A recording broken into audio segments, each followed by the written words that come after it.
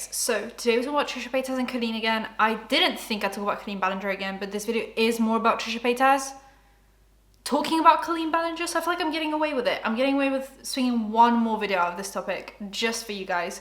So subscribe with the bell icon for engagement, and let's get into it.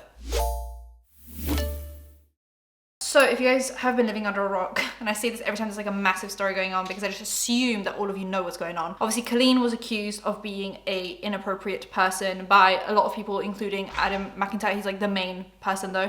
And then there were a lot of people in the group chats that he was in, but it's mainly Adam since he is a YouTuber and he did call her out a few years back, 3 years back to be precise, and he's calling her out again. And one of the allegations was that she would take Trisha Paytas's not safe for work content and would send it to him when he was a minor, which is obviously so highly, one, inappropriate, two, like probably illegal. And if you guys also don't know, Trisha Paytas and Colleen Ballinger had a podcast together that they only got through like 2 episodes of before this news broke. Now there are a lot of kind of issues surrounding this. Trisha Paytas had blocked Adam McIntyre, and Adam was obviously kind of upset about the fact that he was calling out the fact that Colleen would take Trisha Paytas' content and fat shame her and body shame her to Adam, who was a minor, in these not safe for work pictures, and Trish had blocked him, and that was kind of one issue. Since then, Trish has rebranded her ASMR channel to be a new podcast that she's doing on her own, and it's called the Just Trish Podcast.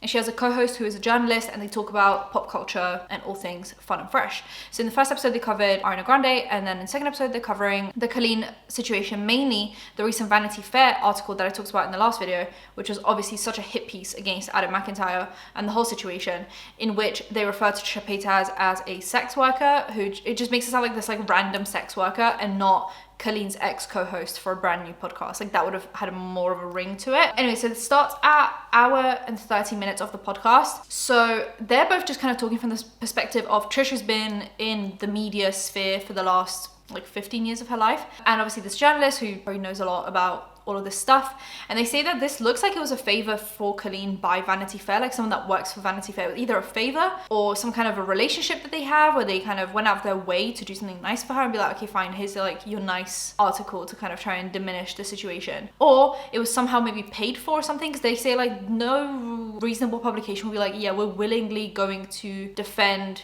someone who's so clearly in the wrong. So it must have been some kind of a favor.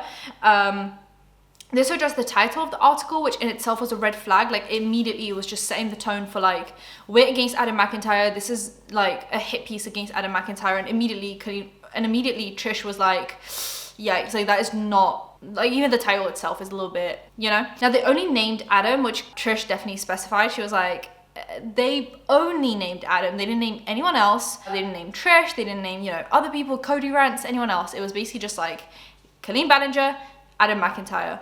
That's the hit piece. Now, they also called him a whistleblower, which at this point, Trish obviously gets a little bit, not emotional, but just a little bit angry.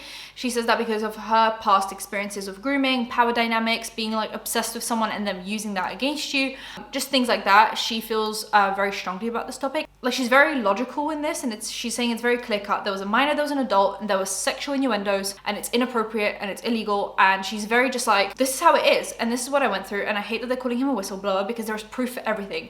There are texts, there are group chats, there are also like people from different sides talking about it. So it's like Adam's providing some of the screenshots and he's talking about them, but then other people also providing and corroborating the story. So it's like so clear cut that there isn't some kind of, oh, he's a whistleblower, there's not enough evidence. Like I think there is more than enough evidence. Now, Vanity Fair also didn't ask Adam for a comment, which they were like both super shocked by. Now, I know that, just a little side tangent, Adam is trying to pursue some kind of legal action as he believes that the article is defamation. He's had a lot of people on his channel. He's talked about this on his channel. Let me just go quickly through his channel. Adam McIntyre. So he did a video called Vanity Fair Defamed Me. It's an hour long. I'm assuming he goes point by point, goes through the video and discusses kind of why the article is wrong and why it defames him. I think the only thing they changed since then, like I mentioned, was like where he lives. At first it said Adam McIntyre from Brighton, and then it says like Irish YouTuber Adam McIntyre. That's the only thing they changed since he started calling them out, as if that is what we were angry about, as if like that's the point of problem. Then he films another video called Dear Vanity Fair / Andrew Quintana, and that is after he started kind of tweeting at them, quote tweeting their original tweets. Obviously when they posted the article, they also tweeted it out on Twitter, which is now called X. They X'd it. So he started tweeting at them, quote tweeting. Every time he quote tweeted the tweet of the article, they would delete the tweet and then tweet it out again, like brand new, because people would start responding to it with hate. So I guess they were trying to be like, right, delete the tweet and tweet it again so it doesn't have the replies, and they would just keep on tweeting it out. And it was this like weird roulette that they were just doing. It was so weird. And then Andrew Quintana, who's the journalist behind that article, actually ended up blocking Adam instead of just responding. So then he did a legal talk about Vanity Fair with a lawyer, and I know this lawyer from YouTube because he would talk to Emily D. Baker sometimes, and that's kind of how I know of his existence. So I guess it's a lawyer that does kind of YouTube videos about law, talking about the legal aspect of why this Vanity Fair article is kind of defamatory, allegedly. And then he does do a video called My Apology to Trisha Paytas after she posted the podcast episode that I'm talking about right now. This is so like meta, this is so circular. We're just all, you know? Anyway, and he especially posted a day ago, moving forward with Trisha Paytas. So that's lovely. I'm so glad that they've kind of reconciled, because Trish actually does address why she blocked Adam. I already addressed that, because obviously I think he was responding to some tweets in a shady way about her, and she just wasn't too happy with it. So she ended up blocking him, and then this whole situation kind of blew up, and then it kind of looked like she was blocking him because of these allegations. Now, if you guys don't remember, Colleen actually ended up telling Trish that Adam was the one sending these pictures to Colleen and not the other way around. Trish had already not liked Adam because she felt like he was constantly shading her. And then to hear from your friend who you have a podcast with that you trust, that the same guy is then sending like your not safe for work pictures and body shaming you, like clearly there was a bit of miscommunication there. But once Trish figured everything out, she obviously corrected her stance in a video that she posted.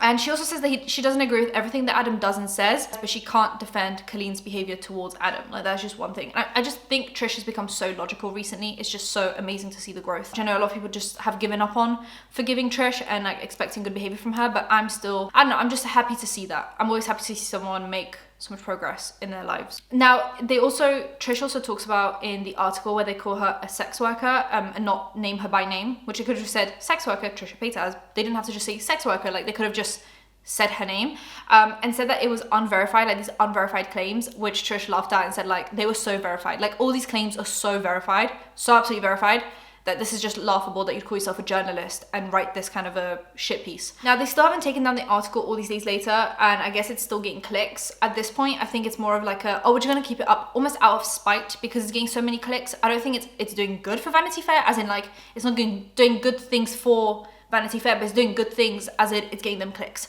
So sometimes it's like quantity over quality in this case, where they're just kind of happy to get the clicks regardless of what people are clicking for. And Trish got an apology in private from Colleen, which she now discussed in full in this podcast episode, and says that because of everything that Colleen said, Colleen should just make a full apology video instead of this weird ukulele stuff, because since Colleen apologized to Trish, then Colleen knows that she was in the wrong with at least some things.